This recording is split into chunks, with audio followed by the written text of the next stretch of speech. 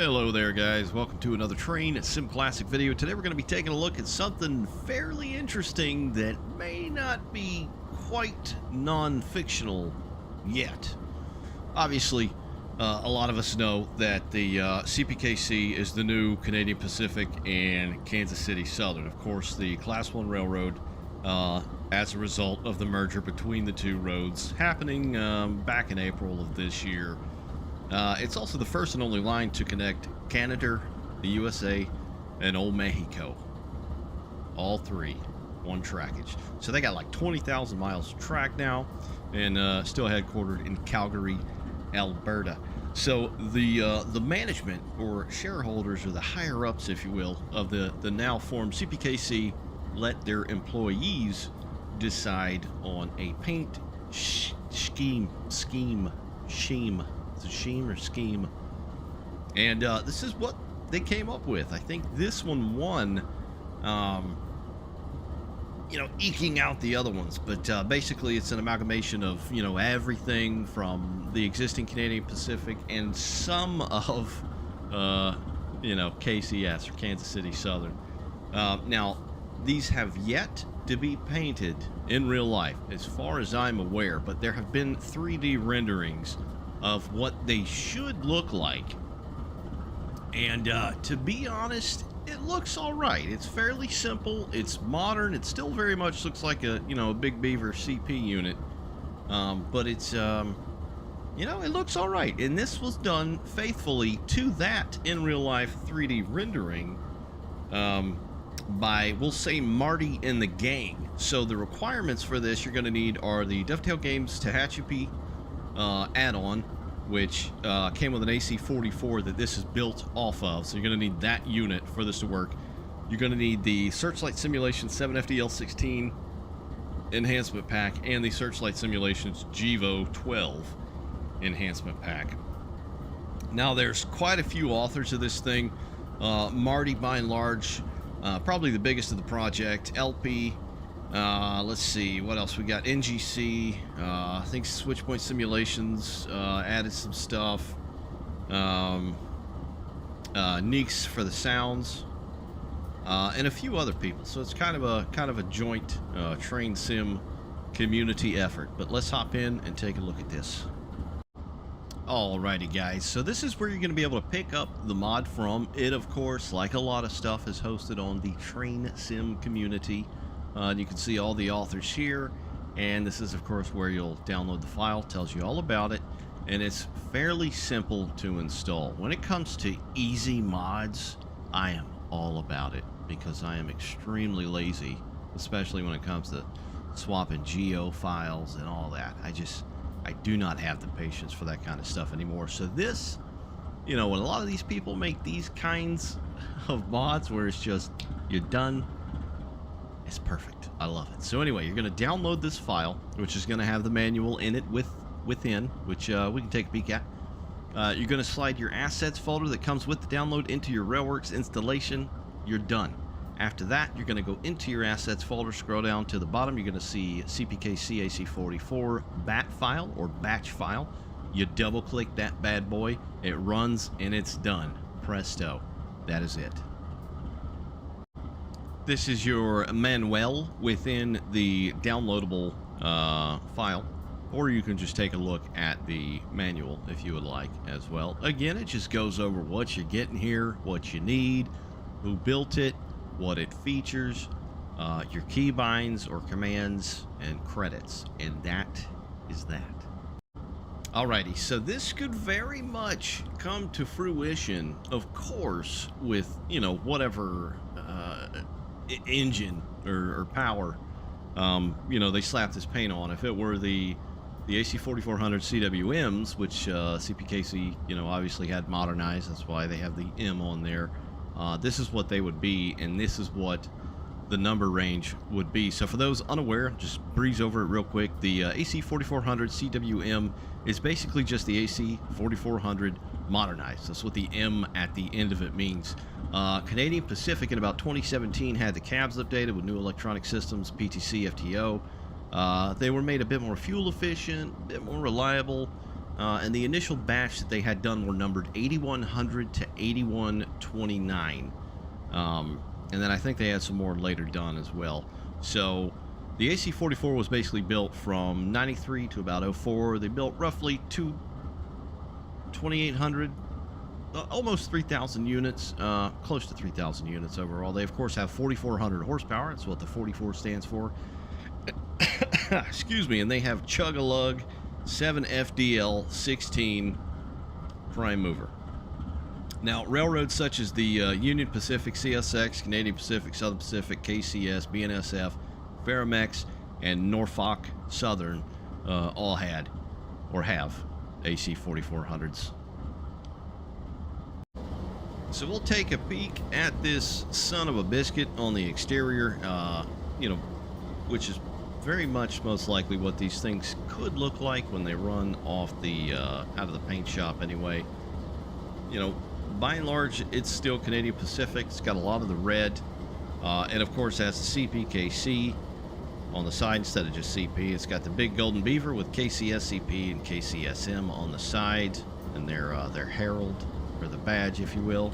Of course, the back, probably one of the big, notable things with this proposed paint are the kind of angled stripes. So you've got the black and the yellow back there, so it's like a quarter of the unit is Kansas City Southern. While Kansas City Southern had a lot of red in it as well, I think predominantly the yellow and the black would come from that. It's got white sills, white handles. It's got this part on the side, which I kind of like. It's probably my most favorite thing out of the rendering, honestly, is the flag. So you got the three flags: Canada, America, and Mexico, AC4400 CWM, and then Canadian Pacific's designation, the DRF44, with the numbers. And then on the side, you have got the side. I say side as I pan to the front. Jesus Christ. On the front, you've got the CPKC, which of course used to be CP, and now CPKC. All of which is rendered in glorious 4000K or 4K. So it looks very sharp, very crispy, very spicy. Very, very nice overall. So one of the big things about this model, and a lot of you might remember this model as well being kind of touched up initially, is the handrails. So the handrails were incorrect when they were built by Repo for Tehachapi. They had the ones that kind of poke out a bit more, so they were actually changed and modeled differently to look a bit more appropriate for the motor. So you've got that.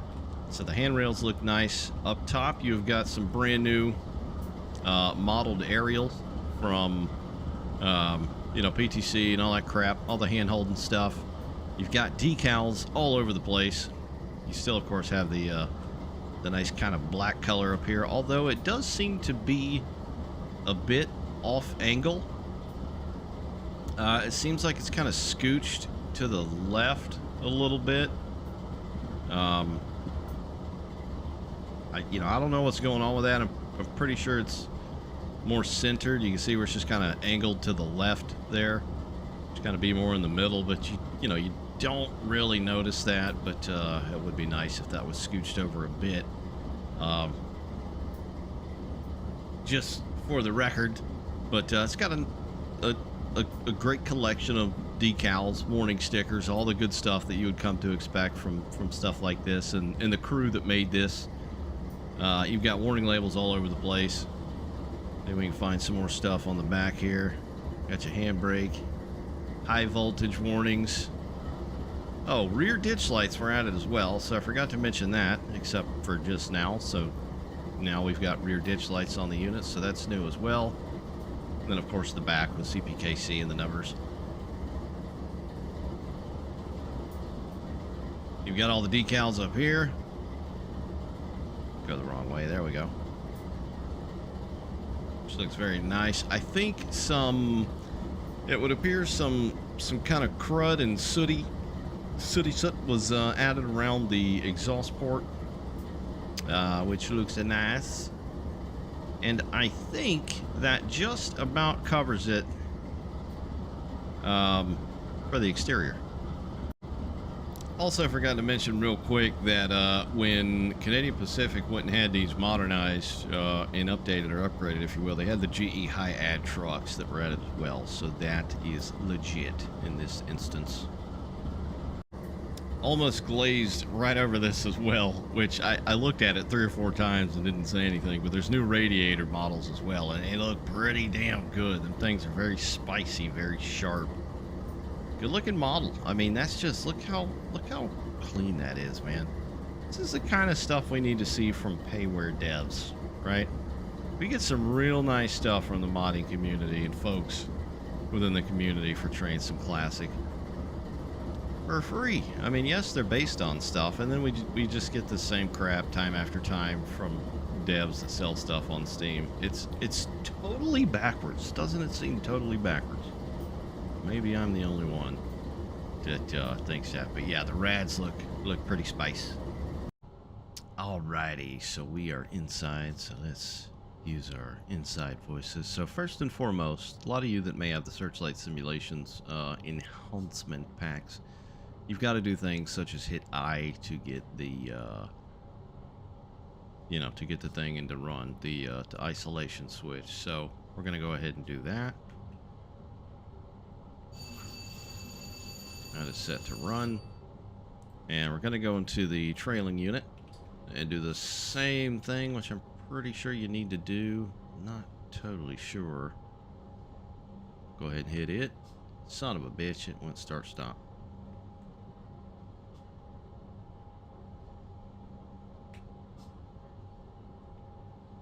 There we go, now it's set to run.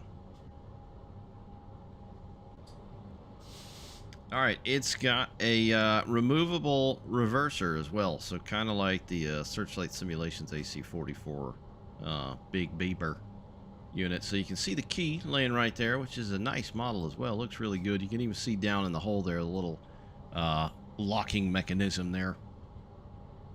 So to get that popped in, you're going to hit Shift R, and then it magically appears. So the interior has been updated. It would appear that a lot of that kind of glossy crap was removed. You know, looks like a lot of the stuff you get off the Steam store with these package routes. It looks like the interior is just, you know, dripping with molten lava sugar or something. It's got like a glaze on it. It looks terrible. It's almost like a lacquer. Stuff doesn't look like that, okay? But we still get this stuff time after time. Sold on the Steam store that does. So that was kind of removed. It's been toned down a lot, which looks a lot nicer. It's been up-resed as well. It does look a lot cleaner in here. You've got you know, serials and logos and all kinds of stuff all over the place. You got the PTC bit over there with the Wabtec logo on there. GEIFT. They look pretty good. We should have the, there we go, GE Loco Cam up there. We've got the static radio up there as well. Let's see. Yeah, this is definitely in a better state than it is by default when you get the attached AC44. So it's been, I think they name it as being revamped within the enhancement. So one of the other things you can do with the PTC, just a little doodad, little neat thing, I guess, is you can actually change the time zone. I'm trying to think here, what the hell? I think it's numpad enter. I had to pop open the manual over here. That's why there's manuals, so you know what to do. So time zone enter, numpad enter. And it should change. So there you see Central Time, Mountain Time, Pacific Time, and then East Coast, Beast Coast Time, ET. That would be me. The time itself doesn't seem to change, but it, you know, it's just little doodad, boop boop, thingamabob you can change, which is pretty cool compared to where you're at. Anyway, let's get this thing on the move, and then we'll look over some of the other stuff. So of course we're gonna throw this thing forward. You're gonna give it some Indy.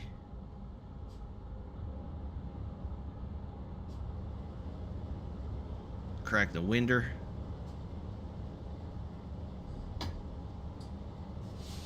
Go ahead and release the auto.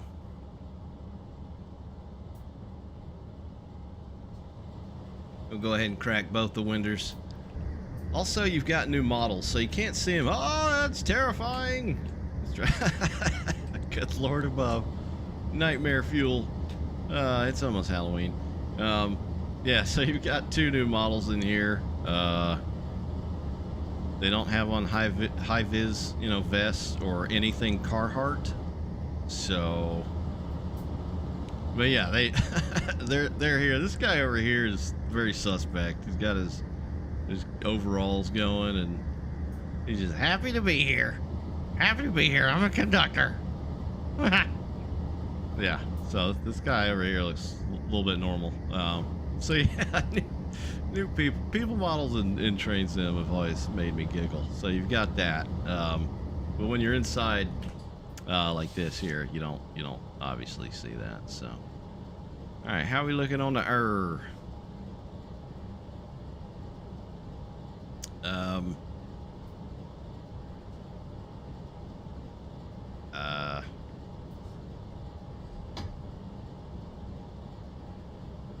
Alright, let's go ahead and throw a notch on it.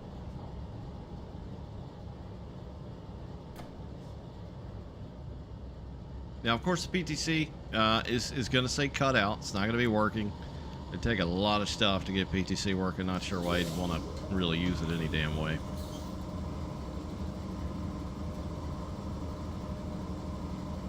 Now, I do have Searchlight / JR rolling stock on here, as well as the EOT from them, so that might be kind of doing a little kerfuffleage.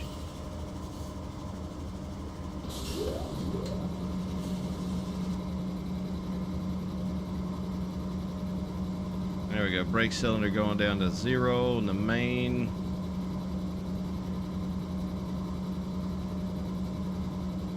Equalizing reservoir stuck at 67. That being said, you know, the Searchlight Simulation enhancement packs are old. They are no longer supported. They work for the most part, but sometimes they can do odd things. It may depend on the rolling stock that you use as well. All right, let's give her another.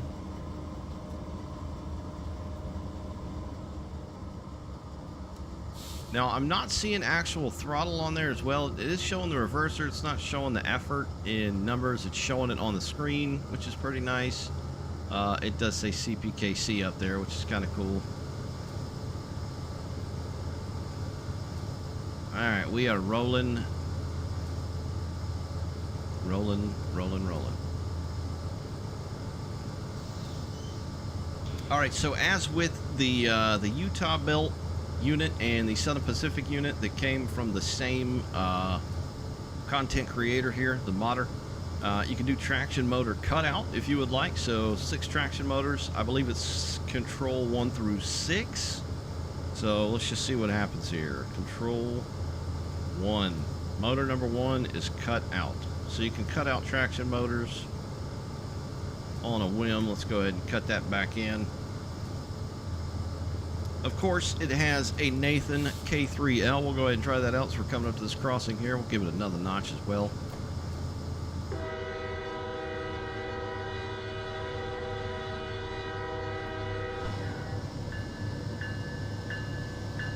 That sounds pretty good. It's a nice sounding K3L.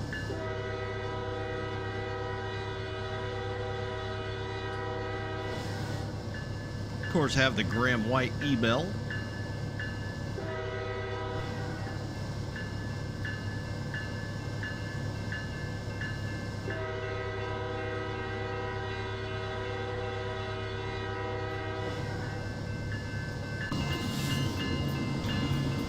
Now, one thing you will notice is it's got one of the K5 variant horns on there. So, it would have been nice to see the horn model change as well. It's just one of those things that you just, I don't know, you might notice it, you might not, it doesn't really matter. But overall, by and large, with all of the stuff that's on offer within this enhancement, you know, it's definitely more plus than minus, if you get my drift. So you've got, of course, the Nathan K3L sound. Sounds really good inside and out. Let's go ahead and do outside. We'll go down to the crossing.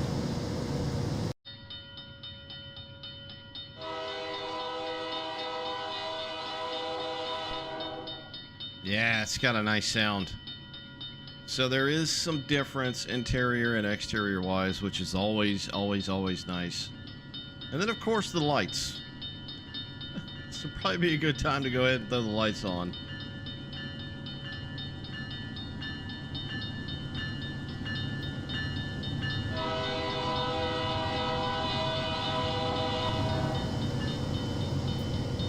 There we go. Right, so the headlights, as per usual, have that nice natural glow. Very much like the way those look. Look how soft it is too, man. That looks really good. That looks really good. There's no like discernible flare really, or any kind of artifacting at all. It just looks really good. So that is H, and then you've got the rears that you can turn on as well if you would so like. One of the other things you can do with this unit, like a lot of the units the same person has made, is light casting. So if you want lights to display on the ground in front of you, like at night, early morning, you can do that. During the day, you know, when you're not really going to see light on the ground, you can have them off. Let me see. It is, I think it's Control Shift L. I'm searching. Let's see. Yeah, there it is. So that is light being casted, obviously. And then hit Control Shift L again, and that'll pop them off. Also got working number boards, which I think is Control N. There we go. They are popped on. They have a nice color back there as well. Numbers look nice and crispy. So that is Control N. Let's see. What else can we go over there? Of course, the dynamic exhaust, totally glazed over that. Went by us, looking right at it. Retains the same kind of wispy General Electric exhaust. Of course, this isn't about, I think we're in run 5 or run 6 right now. So it's pumping pretty good. It does change with the RPM and how much power you're trying to put down and all that good stuff. Got the cab camera. We looked at the cab camera. You've got the IFD and PTC screens, of course, and then the cab being just revamped as a whole. The insertable reverser. Let's see. Oh. There's also this.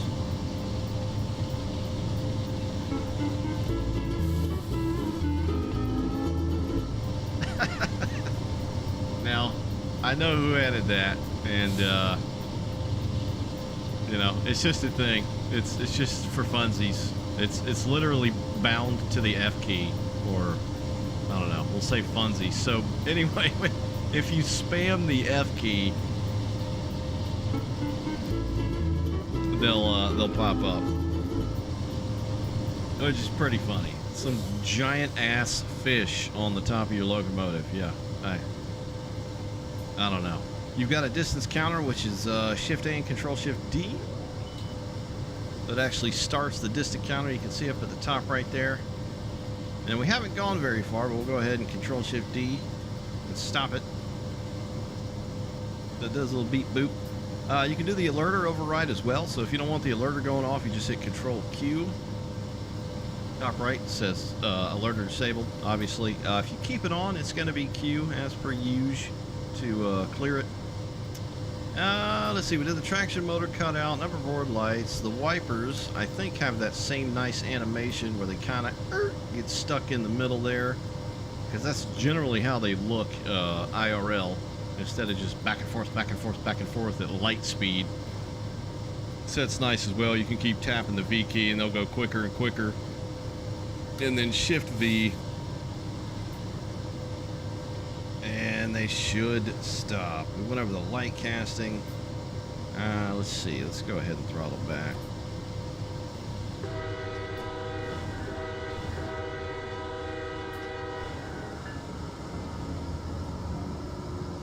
There we go. We'll throw some air down.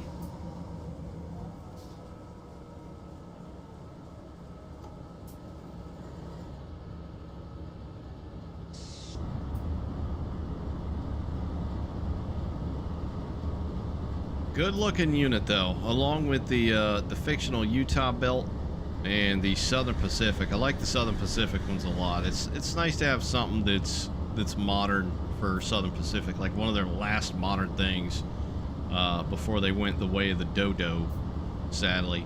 Another thing, along with the horn, it would have been nice if that could have been changed. I understand that's having to get a horn model, you know, and all that. But the bell as well, you can still see the mech bell down there when it would be a electronic bell. It's just extra things to change. I get it.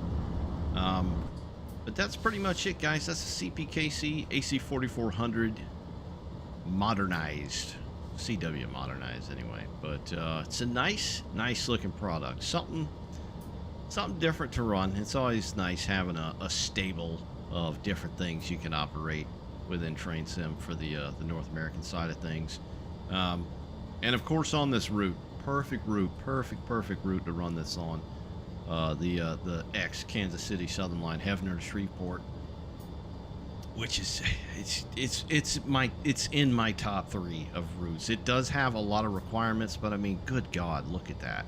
It's just some of the most realistic looking stuff, and it's perfect to run on here because it's CPKC. Of course, you can run it on the Mountain Sub as well, or the CP Lagan Sub, which got a modernized update as well, update modernization. But yeah, just wanted to take a quick peek at these bad boys. They look very nice. That'd be cool if they did kind of come out exactly how this is. But that's it, guys. I'll see you next time. Thanks for watching. Bye.